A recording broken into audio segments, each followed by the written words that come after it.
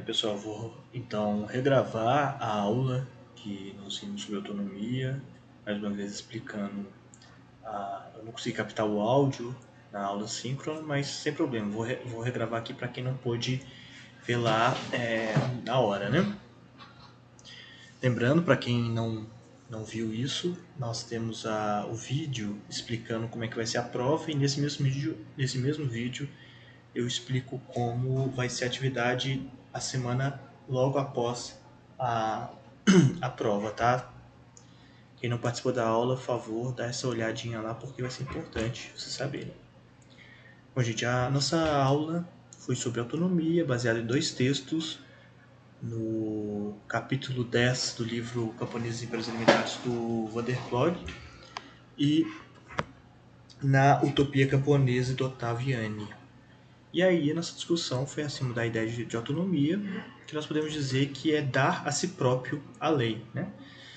E a autonomia é um dos pilares do campesinato, mas lembrando que ela é, antes de tudo, uma busca.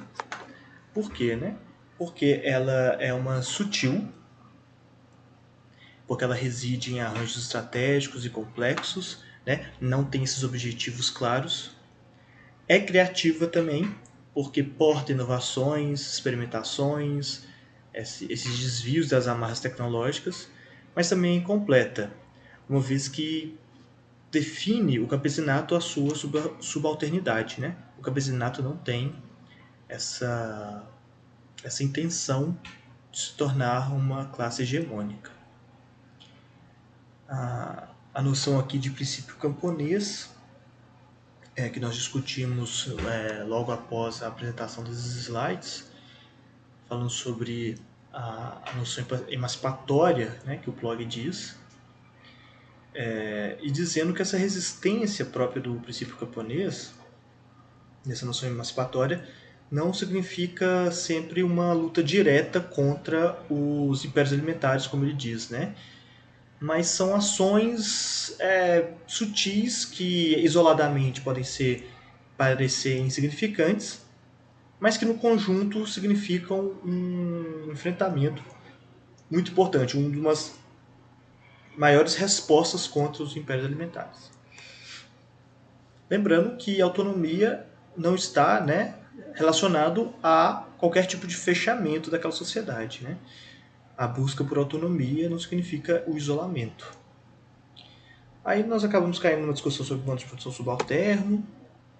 Essa é uma discussão que nós não precisamos de adentrar muito, mas é importante ver essas características que o Bloch coloca, que o que é importante aqui, né? Qual que é a lição dessa leitura de outros textos do blog, que fala sobre o modo de produção camponês revisitado, que ele vai dizer essas 6 características, linkar essas 6 características como aquelas que colocam o campesinato em dissonância com o modelo capitalista de produção.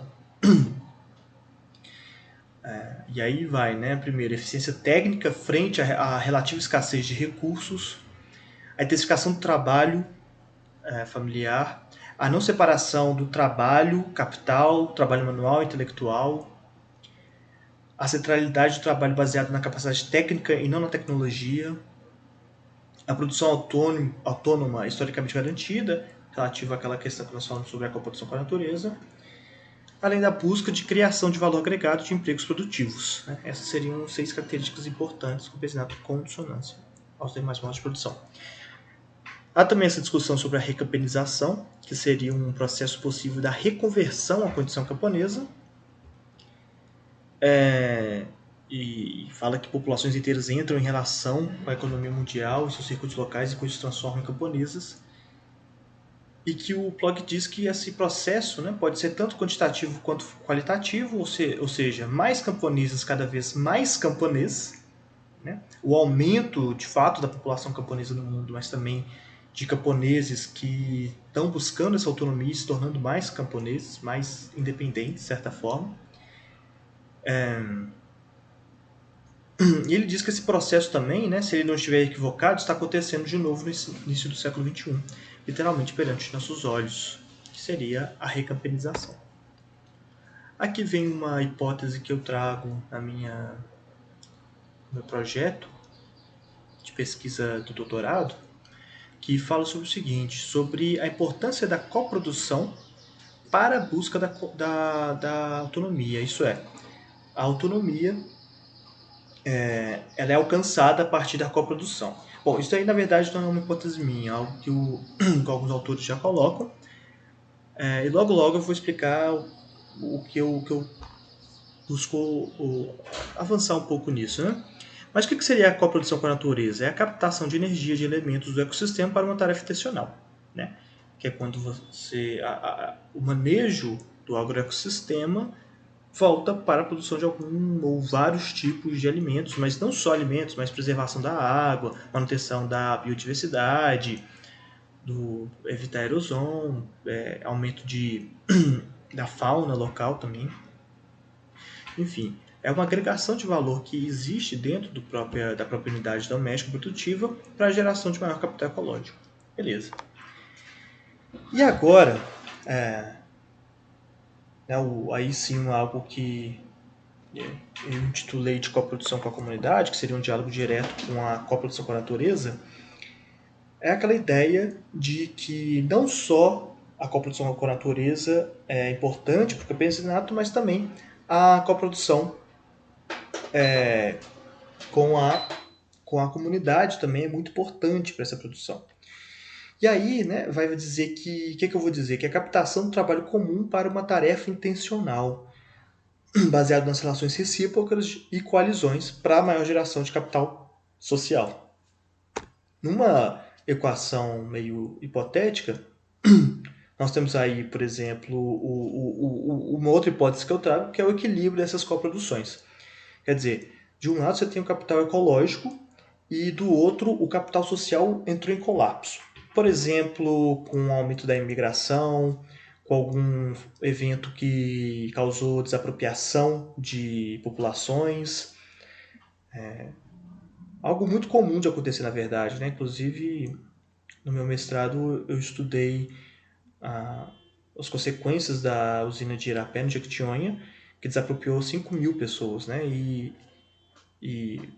essa hipótese vem um pouco dessa análise lá de perto do 10 anos após isso, o que aconteceu com aquelas comunidades que perderam um contingente populacional muito grande. E aí há uma intensificação do capital ecológico, mas também com a inserção de capital, né? Não social, mas o capital mesmo, monetário. E aí tem investimentos em irrigação, mecanização, compra de terras e de áreas para suprir esse desfalque que houve do outro lado, né? Isso tudo para alcançar a sobrevivência. A sobrevivência é o provimento, né? A reprodução doméstica da família. Não é necessariamente a sobrevivência no sentido frugal, né? De subsistência, mas de sobreviver como é, né? A reprodução natural da vida. Por outro lado, nós podemos ter o colapso do capital ecológico, e aí para isso teria que ter uma intensificação do capital social e um emprego de capital. Como é que seria isso, né? Por exemplo, uma anomalia climática, uma estiagem prolongada, secas, pragas, tomadas de terras, urbanização.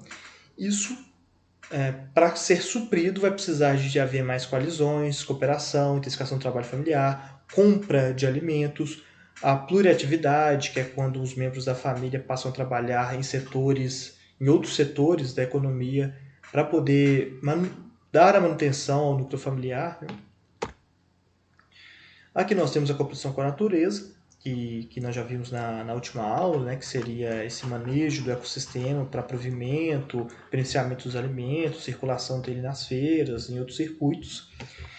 Mas o que eu quero trazer aqui é o que seria a coprodução com a comunidade, né, que seria esse exemplo aí da coprodução da natureza, como nós vimos na última aula, mas que ele não pode acontecer isoladamente, né? A comunidade, o trabalho em comum está muito inserido na sua produção. E aí, por exemplo, a divisão do trabalho familiar, a divisão comunitária do trabalho, é muito importante nesse sentido. A unidade produtiva do camponês não está isolada também, né? A comunidade também são conjuntos de agroecossistemas que a preservação desses agroecossistemas e o manejo deles é muito importante para o conjunto como um todo, né? O exemplo mais típico disso é quando tem propriedades a montante da sua e esse curso d'água precisa de ser respeitado lá em cima, né, do manancial, na cabeceira, para que chegue água, chegue água boa para os que estão mais embaixo, né? Mas isso não é só com a água, existem outras formas de que a natureza, né, a dinâmica da natureza não a natureza não respeita a propriedade privada, né? Ela ultrapassa isso. Há também a questão das relações sociais, da memória, do comum, a própria memória, né, gente? A construção de identidade coletiva, cultural daquela comunidade, daquela até mesmo de alguma etnia, faz parte do comum. Né? A manutenção da agrobiodiversidade também, que dependeu dos ancestrais. E por fim, estou citando aí também a luta e os circuitos locais, as redes de trocas, né? Tudo isso faz parte do que eu chamaria de coprodução com a comunidade. Ela se baseia nesses dois fundamentos teóricos, que é a questão da reciprocidade das colisões, e lembrando aqui desde já que a comunidade tem uma aproximação com a ideia de parentesco, né? Como a Fábio Galeazzo disse, a comunidade rural é a expressão espacial de uma rede social de parentesco. Aí das estruturas de reciprocidade, nós podemos destacar alguns autores aqui, como o Klaus Wortmann, com um artigo muito importante dele, que foi aquele "Com parente não se negocia", que ele vai trazer o conceito de campesinidade. Ele diz que é o quê? Né? É o princípio central da organização e ordem moral do campesinato, onde as categorias nucleantes terra, trabalho e família são elementos indissociáveis. A campesinidade é a leitura subjetiva da subjetividade do campesinato. E ele coloca essa ordem moral que guia, né, o campesinato, que guia o seu comportamento ético, né, diante de situações, diante das coisas também. O Saporran diz que a reciprocidade, né, as estruturas de reciprocidade revelam categorias dos sentimentos e valores humanos, amor e amizade, como também aspectos negativos dessas estruturas, como vingança, guerra e alienação. O Temple fala que podem ser consideradas estruturas econômicas, contudo a natureza diferente da economia de campo livre, né? Quer dizer, a estrutura da reciprocidade também está ligada com a questão econômica, mas não é a mesma que aquela utilitarista, né? Essa diferença é importante. Já o Polanyi vai ter uma opinião um pouco divergente, mas ele fala que ocorre de maneira subjetiva nas estruturas sociais de sociedades pré-capitalistas, o que desaparece quando se generaliza o intercâmbio mercantil. Então, para ele, no momento que se tem o advento do capitalismo, o desenvolvimento dessas relações mercantis, não há mais a estrutura de reciprocidade perde o sentido, perde a força. É algo que o Temple já não concorda tanto. Tem essa divisão, essa classificação das estruturas de reciprocidade, a reciprocidade bilateral, que são relações de aliança entre duas pessoas, por exemplo, matrimônio, compadrio, que ocorre entre indivíduos, mas também entre famílias e grupos. Ela pode ocorrer de forma simétrica, que aí teria o resultado da amizade. Pode ser assimétrica, produzindo prestígio de doador, né? Aí nós temos inclusive vários exemplos práticos do nosso cotidiano, até das sociedades urbanas, né? De parentes que estão presentes lá para os sobrinhos, para os netos, tal, e não esperam receber presentes de volta, né? É um prestígio mesmo de doador e quer só o reconhecimento, manter essa relação social, né? A reciprocidade ternária seria as relações entre três partes ou mais. Aí ela pode acontecer de forma unilateral, quando tem a dádiva intergeracional entre pais e filhos, produzindo responsabilidade. A bilateral, que, né, o exemplo é a partilha de recursos em comum, produz justiça, equidade, confiança. Mas também tem a centralidade, a centralizada, como, por exemplo, o chefe, um líder religioso, o patriarca, ou até mesmo o Estado. Produz obediência e obrigação. A distribuição de bens comuns gera confiança. E aí ele vai até dizer sobre um exemplo da nosso sistema altruísta, né, da previdência social, dizendo que é uma dos últimos requisitos dessa estrutura recíproca do Estado presentes na sociedade ocidental. Né? Essa ideia de reciprocidade ternária centralizada no Estado que recolhe e distribui esses recursos. Aí, por fim, pessoal, também tem as colisões camponesas, que são mecanismos de partilha em tempo de escassez, e elas são classificadas segundo esses parâmetros. Os interesses em comum, e aí unilateral é ligado a um único interesse em comum, ou multilinear, quando tem muitos interesses envolvidos. Pode ser também classificada a partir do número de pessoas envolvidas, diática, 2 pessoas ou 2 grupos de pessoas, ou poliáticas, muitas pessoas ou grupos, e finalmente o grau dessas colisões horizontais, que é entre só camponeses, né, ou verticais, que é camponeses e outras pessoas do grupo. Essas colisões camponesas são descritas pelo Wolff, né, no livro Sociedades Camponesas, quem quiser conferir. Esse é o nome do livro. Tá? Pessoal, essa daqui é a aula de autonomia, isso aqui é só isso aqui foi mais para instigar o debate desses 2 textos que eu falei. E aí o texto que vocês tiverem lido a respeito pode tentar e pensar em uma correlação com as coisas que nós vimos agora na aula, tá certo? Mas como falei, a discussão deles está disponível também no Moodle, aí no YouTube. Alguma parte ou outra pode ser que não tenha ficado com o meu áudio, mas o áudio dos colegas está lá disponível, tá joia? Isso aí, até mais. Até a próxima.